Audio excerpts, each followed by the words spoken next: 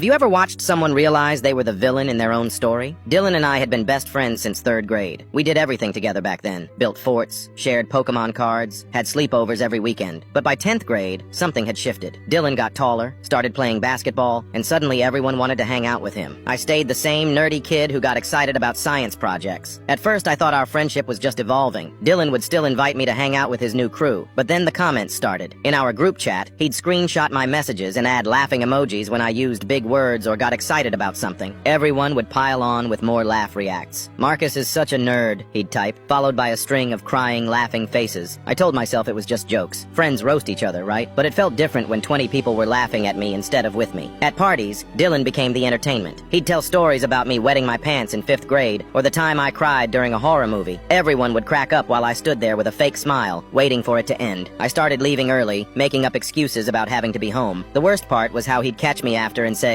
"You know I'm just messing around, right? We're boys." And I'd nod because what else could I do? Losing Dylan meant losing everyone. But the group chat got worse. Dylan started recording my voice during calls and playing it back in a squeaky tone, mocking how I pronounced certain words. Kids at school began imitating it. I stopped talking in class. When I wore new clothes, Dylan would take photos and post them with captions like, "Fashion icon right here," with sarcasm dripping from every word. I went back to wearing the same 3 hoodies every day. One Monday, I just couldn't do it anymore. I stopped responding to the group chat. When Dylan texted asking where I was at lunch, I said I had to catch up on homework. It wasn't a lie. I ate in the library instead. By Wednesday, I told my mom I wanted to try homeschooling. She asked why, and I made up something about wanting to focus better. She looked concerned, but said we could try it. The next week, I was typing a message to my mom about how relieved I felt when I accidentally sent it to our old group chat instead. I don't think Dylan even likes me anymore. I feel like I'm always the joke. I try to laugh it off, but I feel stupid and small when I'm around him. Maybe homeschooling is better. At least I won't have to pretend everything's fine. I realized my mistake immediately and deleted it, but it was too late. Read receipts showed several people had seen it. My phone started buzzing. Dylan was calling. I let it go to voicemail, then another call, then texts. "Dude, what are you talking about? I was just joking around. You know I don't mean that stuff. Call me back." But I didn't. For the first time in years, I felt peace. No one was laughing at me. No one was waiting for me to say something they could mock. A few days later, my friend Jake told me Dylan had been acting weird at school. Apparently, he kept asking people if they thought he was mean to me. He'd go quiet during lunch instead of cracking jokes. Some kids even asked where I went. Dylan sent a long text apologizing, saying he never meant to hurt me and that he missed hanging out. But all I could think about was how many times I'd felt small because of him. How many nights I'd gone home feeling like I wasn't good enough. I texted back, "I'm not mad. I just need space." The truth was, I wasn't angry anymore. I was just tired. Tired of being the punchline. Tired of pretending everything was fine when it wasn't. Through Jake, I heard Dylan started being nicer to other kids. He stopped making fun of people's clothes or the way they talked. Maybe watching our friendship fall apart showed him something he didn't want to see about himself.